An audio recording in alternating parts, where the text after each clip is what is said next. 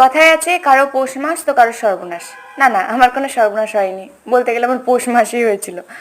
আসল কথা হচ্ছে, আমার দুপুর 3টের ট্রেন আমি কী করে রাত 1টায় গিয়ে ধরলাম, আজকে সেই গল্পই তোমাদের বলবো।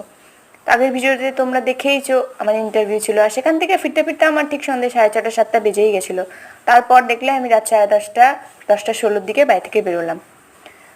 তো তারপর কলকাতা স্টেশনে চলেও গেলাম, আর এখান থেকে আমাদের ট্রেনটা ছাড়ার কথা ছিল, আর আমি ট্রেনে উঠেও গেলাম। সত্যি বলতে ট্রেনটা অনেকটা লেট ছিল, সেই জন্যই আমি ট্রেনটা ধরতে পেরেছিলাম।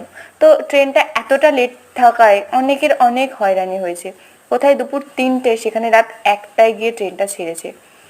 তো সত্যি বলতে হয়তো অনেকের অনেক হয়রানি হয়েছে, কিন্তু আমার জন্য এটা ভালোই হয়েছে। যদি দুপুর 3টেয় ট্রেন থাকতো হয়তো আমার যাওয়া হতো না।